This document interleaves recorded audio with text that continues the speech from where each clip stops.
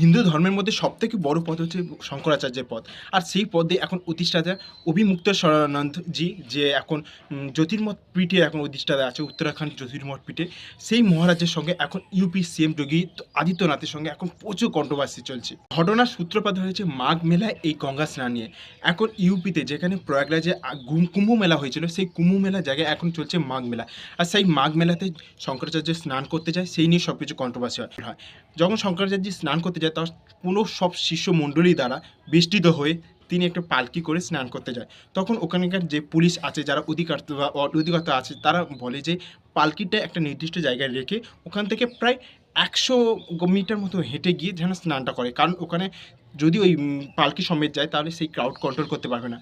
কিন্তু মহারাজজি এইসব কিছু না শুনে যেসব জায়গায় ব্যারিকেড দেওয়া ছিল, সেই সব ব্যারিকেড ভেঙে ভিতরে প্রবেশ করার চেষ্টা করে। আর তখনই পুলিশ আটকে দেয়। আর দুই পক্ষের মধ্যে তখনই সংঘর্ষ হয় এবং এক পক্ষ দাবি করে যে মহারাজজি যারা শিষ্য আছে তারা পুলিশের উপর হামলা করে।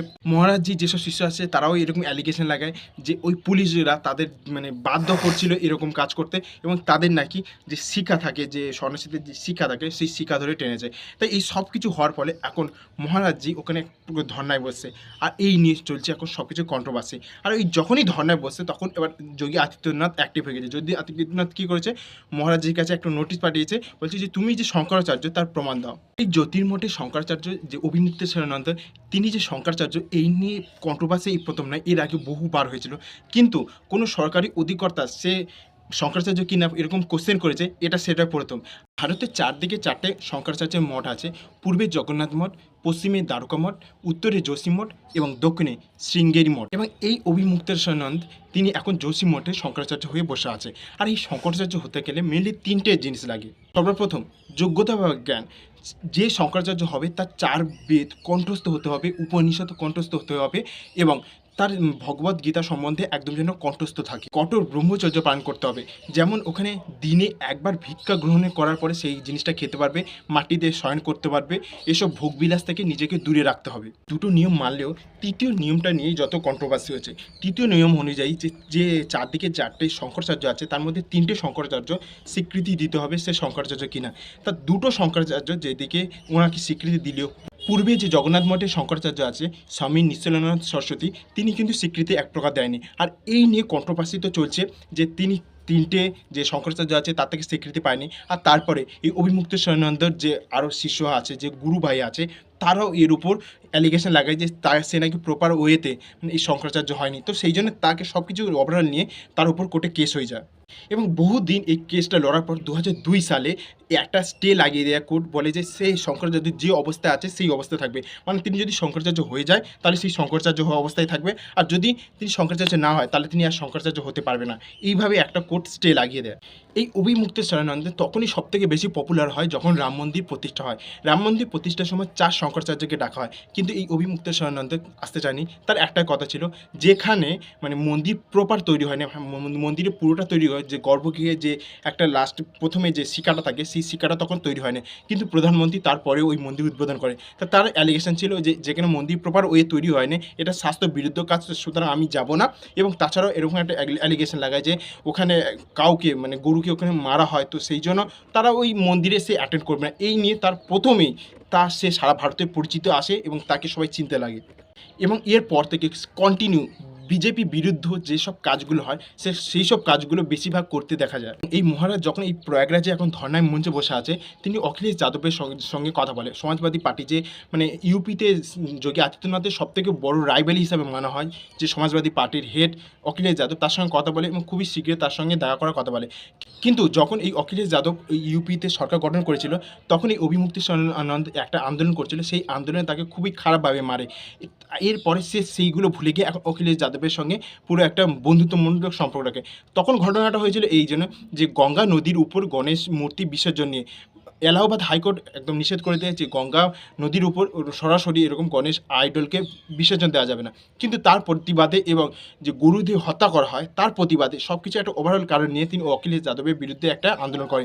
আর সেই আন্দোলনের উপর ভয়ঙ্করভাবে লাঠিচার্জ করে প্রায় 30 জন আহত হয়ে যায়। কেই বলে হয়তো সময় পরিবর্তনশীল। আর এখন সেই সমাজবাদী পার্টির যে এখন কর্মকর্তারা আছে, তখন তারা এখন এই মহারাজজির ছবি, পোস্টার নিয়ে তারা এখন ইউপিতে বিভিন্ন জায়গায় লাগাচ্ছে যে তারা এই শঙ্করাচার্যের পাশে আছে। এই হিন্দুদের বিরুদ্ধে এরকম অত্যাচার করছে যোগী আদিত্যনাথ, সেই জন্য তারা শঙ্করাচার্যের পাশে আছে। কিন্তু তাদের যখন সরকার ছিল, এই মহারাজকে তারা একসময় লাঠিচার্জ করে প্রচুর বাজেভাবে মেরেছিল।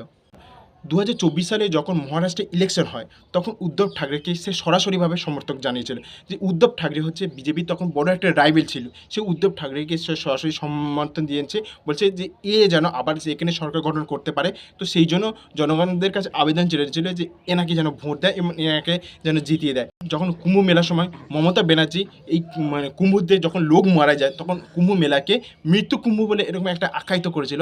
তখন কিন্তু অনেক বিরোধী দলনেতা এটাকে বিরোধিতা করলেও এই শঙ্করাচার্য কিন্তু তখন মমতা ব্যানার্জির সেই স্টেটমেন্টকে এক প্রকার তখন সমর্থন জানিয়েছিল। এর আর্টিকেল 370 যখন কাশ্মীর থেকে পুরো হটিয়ে দেয় এই আইনটা, তারপর থেকে তিনি বিরোধিতা করতে থাকে, বলে যে আর্টিকেল 370 কেন হটিয়ে দিল কাশ্মীরে, আর্টিকেল 370 কেন লাগু করা হচ্ছে না। তার দাবি অনুযায়ী আর্টিকেল 370 হটানোর পর থেকে নাকি ওখানে আরও বেশি পরিমাণে গরুকে হত্যা করা হচ্ছে। আর আর্টিকেল 370 থাকার কারণে নাকি ওখানে গরু আগে হত্যা হতো না।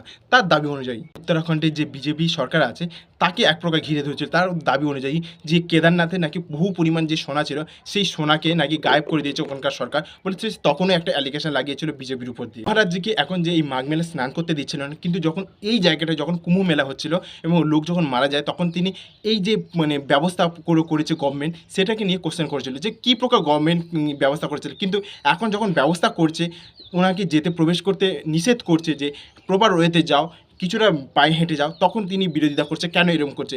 যখন গভর্নমেন্ট প্রপার ওয়েতে কাজ করতে চাইছে, তখন তিনি আপত্তি করছে। কিন্তু যখন একটা গভর্নমেন্টের ভুলের কারণে কিছু লোক মারা গিয়েছিল, তখন তিনি কোশ্চেন ক্লিয়ার করেছিল যে কেন এমন করছে। তাছাড়া তিনি এমনও কোশ্চেন করেছিল যে কুম্ভ মেলায় যখন স্নান করতে আসে গঙ্গা জলের উপর, বলে এই গঙ্গা জল হচ্ছে দূষিত।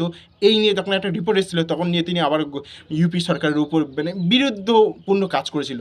মহারাজজির যে এই বিজেপি বিরুদ্ধে কমেন্ট এই প্রথম নয়, এর আগে বহুবার তিনি নরেন্দ্র মোদী বা যোগী আদিত্যনাথ বা বিজেপির অনেক সরকারকে বিরূপ মন্তব্য করেছিলেন। সুতরাং বিজেপি এবং এই অভিমুক্তেশ্বরানন্দের নিয়ে একটা কন্ট্রোভার্সি চলছে। আর এইসব কারণে মহারাজজির অনেক গুরু ভাই যারা আছে বা অনেক যারা সাধু আছে, এনাকে কখনো ফ্রড বাবা, কখনো কংগ্রেসি বাবা, নানা প্রকার তাকে মন্তব্যতে ভরিয়ে দিয়েছে। এখনও পর্যন্ত যতদূর রিপোর্ট অনুযায়ী তিনি এখনও পর্যন্ত ধর্ণা দিয়ে আছে প্রয়াগরাজ মাঘ মেলাতে, যে তার দাবি অনুযায়ী যতক্ষণ না যোগী সরকার তার কাছে ক্ষমা চাইছে, সে ততক্ষণ পর্যন্ত ওরকম ধর্ণা দিয়ে থাকবে এবং সে ওই যে মাঘ মেলায় যে গঙ্গা স্নান হচ্ছে সেই জায়গায় সে স্নান করবে না। তো এখন দেখার বেলা আছে যে গভর্নমেন্ট ওখানে তার কাছে কি ক্ষমা চায় কিনা, সে ওখানে স্নান করে কিনা, সেটা তো সময় বলবে। কিন্তু এখন পর্যন্ত যে কন্ট্রোভার্সি ছিল সেটা হচ্ছে এই।